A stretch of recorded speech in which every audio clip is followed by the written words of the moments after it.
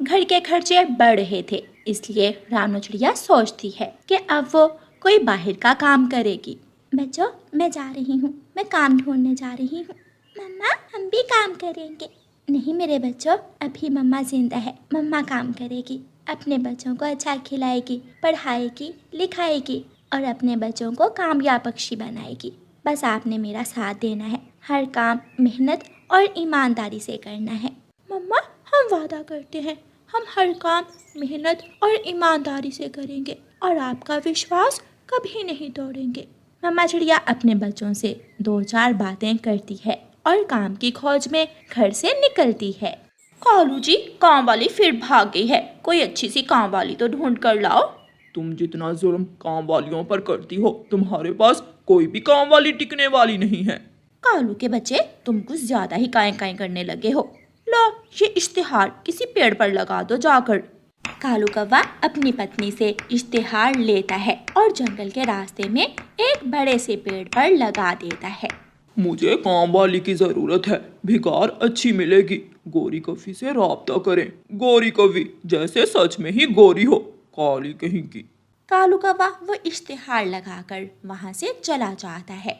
रानो चिड़िया उड़ती हुई जा रही थी कि उसकी नजर पेड़ पर लगे इश्तिहार पर जाती है। रानो चिड़िया वहां आ जाती है। मुझे काम वाली की ज़रूरत है, साथ फ़ोन का नंबर भी लिखा हुआ है, मैं इस फ़ोन नंबर पर राब्ता करती हूँ। रानो चिड़िया गोरी कव्वी का फ़ोन नंबर याद कर लेती है और थोड़ी दूर कबूतर चाचा की दुकान पर जाती है। कबूतर भैया, मेरा एक फ़ोन तो करवा दे। नंबर बताओ चिड़िया। 0 0 0 और एक बार फिर से 0। ये नंबर तो गोरी कव्वी का है। आए रोज काम वाली ढूंढने के लिए इश्तिहार लगाती है, लेकिन उसके पास भी कोई काम वाली टिकने वाली नहीं है। बहुत जुल्म करती है वो काम वालियों पर। कबूतर भैया, मैं तो अपना काम ईमानदारी से करूंगी, फिर वो मुझ पर जुल्म कैसे कर सकती है। आप नंबर लगाइए और मेरी बात करवा दें। कबूतर नंबर मिलाता है। जी, मैं रानो चिड़िया बात कर रही हूँ, आपको किसी काम वाली की ज़रूरत है? हाँ, खाना भी दूंगी, दोपहर को ठंडा पानी भी और 1 घंटा टीवी देखने दूंगी, भिगार भी अच्छी मिलेगी। वो सब तो ठीक है, लेकिन मुझे कहाँ आना होगा? जो 2 पीपल के बड़े पेड़ हैं, उनके पास एक बैरी का पेड़ है। मेरा घर उसी बैरी के पेड़ पर है। आ जाओ, मैं घर के बाहर ही बैठी हूँ। रानो चिड़िया फोन रखती है और जल्दी जल्दी से उड़ती है। रानो चिड़िया दूर से ही गोरी कव्वी को अपने घर के सामने बैठी देख लेती है। सर पर बड़ी कैप, ऐनक शैनक और बन ठन कर गोरी पूरी मालकिन बनी बैठी थी। गोरी कव्वी आप ही है ना? हाँ, मैं ही हूँ। मुझे मालकिन कहो, मालकिन। मैं मालकिन हूँ इस घर की। जी मालकिन, मैं रानो चिड़िया काम के लिए आई हूँ। हाँ, अभी थोड़ी देर पहले बात भी हुई थी। चलो, मैं तुम्हें काम बताती हूँ। ये रहे बर्तन। सबसे पहले आकर तुमने बर्तन धोने हैं, फिर झाड़ू पोछा करना है और फिर बाद में मेरे खाने पीने का बंदोबस्त करना है। अगर दिल करे तो कभी मेरे पंख दबा दिया करना, वरना आज के दौर में नौकरानियाँ कहाँ मालकिन की सेवा करती हैं। नहीं, मैं उन काम वालियों में से नहीं हूँ मालकिन, मैं पढ़ी लिखी समझदार चिड़िया हूँ। वो तो पति के मर जाने के बाद जिम्मेदारियाँ बढ़ गईं और मुझे काम के लिए घर से बाहर निकलना पड़ा। चलो ठीक है, अपना काम शुरू करो। रानो चिड़िया अपना काम शुरू करती है। वह बर्तन धोती है, झाड़ू पोछा करती है और बाकी सारे काम खत्म कर लेती है। मालकिन, मैंने सारे काम खत्म कर लिए हैं। अच्छा, अब यहाँ बैठकर मेरे पंख दबाओ। रानो चिड़िया गोरी कव्वी के पंख दबाती है। अब जाओ, मेरे लिए चाय बना कर लाओ। रानो चिड़िया रसोई में जाती है, चाय बनाती है। अब जाओ, मेरे लिए पानी लेकर आओ। अब जाओ, मेरे लिए कोई अच्छा सा मीठा सा फल ढूंढ कर लाओ। रानो चिड़िया जंगल फल लेने चली जाती है। रानो चिड़िया एक पका हुआ आम ढूंढती है। मालकिन को ये आम बहुत पसंद आएगा। रानो चिड़िया वो आम ले जाती है। गोरी कव्वी मजे से वो आम खाती है। शुक्र है मुझे कोई ढंग की काम वाली मिल गई। जाओ, अब वहाँ बैठकर खाना खा लो। नहीं मालकिन, मैं ये खाना घर ले जाऊंगी, बच्चे भी मेरे साथ खा लेंगे। अच्छा, जैसे तेरी इच्छा। रानो चिड़िया खाना लेकर घर चली जाती है। बच्चों, आज तो मैं थक गई हूँ। मम्मा, क्या कोई काम मिला? हाँ, काम तो मिला है, लेकिन मालकिन काम बहुत लेती है। मम्मा, इसमें क्या है? ये खाना है। फिर वो सब खाना खाते हैं। दूसरे दिन सुबह सवेरे ही रानो चिड़िया काम पर चली जाती है। वो जानती थी कि उसे क्या क्या करना है। काम करते करते एक स्टील की प्लेट फर्श पर गिरती है, जिससे काफी शोर होता है। गौरी कव्वी अभी तक सोई हुई थी। उसकी आंख खुल जाती है। ये नालायक भी उन काम वालियों की तरह ही है।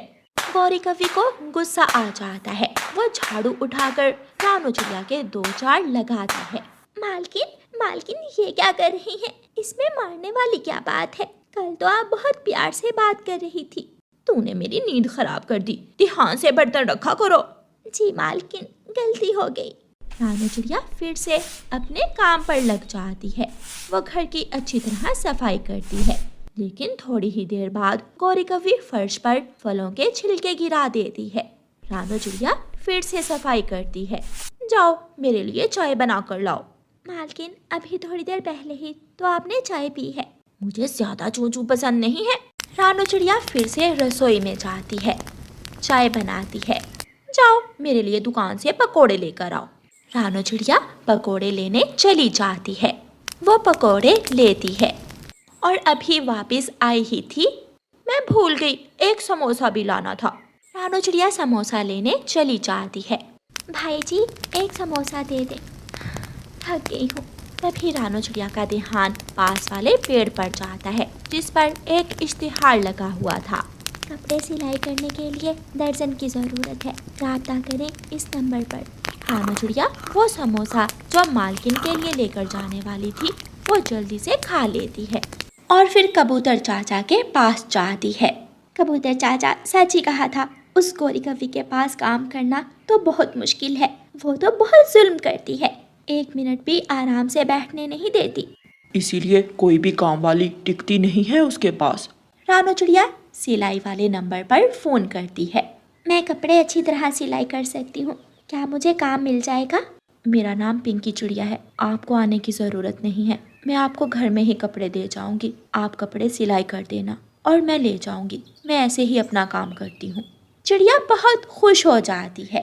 फिर दूसरे दिन पिंकी चिड़िया रानो चिड़िया को सिलाई के लिए कपड़े दे जाती है।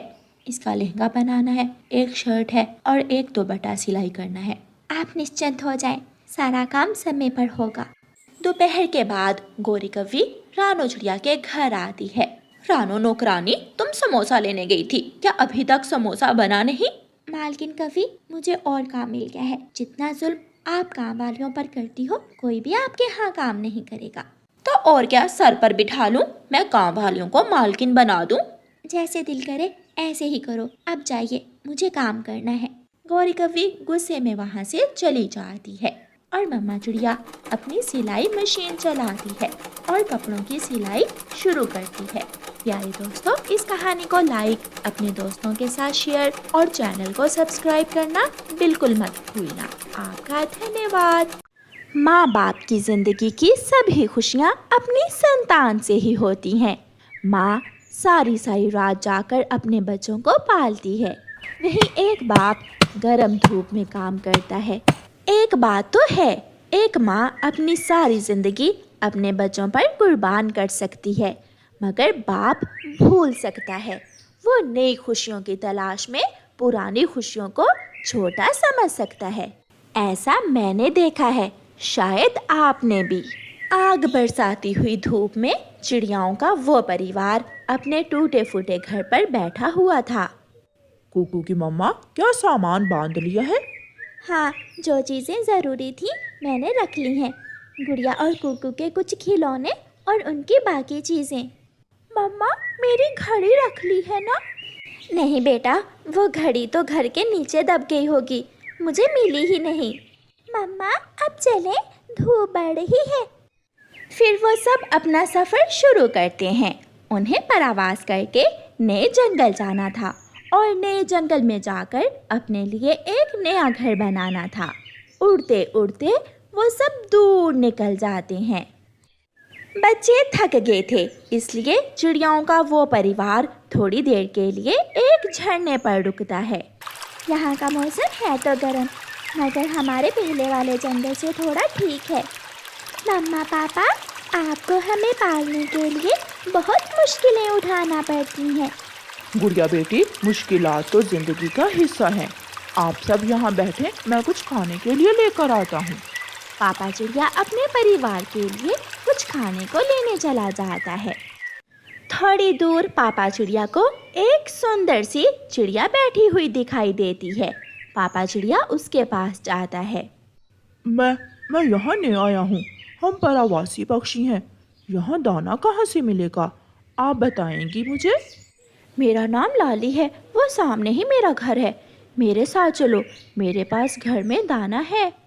मगर मुझे अपने परिवार के लिए कुछ खाने को लेकर जाना है। ये जंगल बहुत बड़ा है, वो अपने खाने के लिए कहीं ना कहीं से कुछ ढूंढ ही लेंगे। आप मेरे साथ आ जाइए। पापा चिड़िया उस अजनबी चिड़िया के साथ उसके घर चला जाता है। ये दाना जो आप खा रहे हैं, ये मैंने अभी कल ही जमा किया था। मैं अकेली रहती हूँ। इतना बड़ा घर है, दाना है, चीज़ें हैं, मगर किसी का साथ नहीं है। आपने अभी तक शादी नहीं की? कोई आप जैसा मिला ही नहीं। ये सुनकर पापा चिड़िया लाली चिड़िया की तरफ देखता ही रह जाता है। मेरे बच्चे और मेरी पत्नी मेरा इंतजार कर रहे होंगे। अगर तुम चाहो तो तुम यहाँ मेरे साथ मेरे घर में रह सकते हो, मगर सिर्फ तुम मेरे साथ आओ। लाली चिड़िया पापा चिड़िया को घर से बाहर ले जाती है। ये सारे फूल मेरे हैं और यहाँ से थोड़ी दूर एक अंगूरों की बेल भी है। सब कुछ है, खुशियाँ ही खुशियाँ। मैं संगीत बहुत अच्छा गा सकती हूँ तुम्हारे लिए, अगर तुम सुनना चाहो तो। लाली चिड़िया एक ही बार में इतनी सारी बातें करती है। ये सब इतनी अचानक, मेरा तो दिमाग ही चकरा गया है। मम्मा, मेरे पापा अभी तक आए क्यों नहीं वापस? मुझे भूख लगी है। पापा भी ना जहाँ जाते हैं वहाँ जाकर बैठ ही जाते हैं। दाना दूर से मिला होगा, आपके पापा थोड़ी देर तक आ जाएंगे बच्चों। ये साथ कब तक रहेगा? जन्म जन्म तक। मेरा कोई नहीं है, तुम मिले हो तो मैं तुम्हें कभी खोना नहीं चाहूँगी।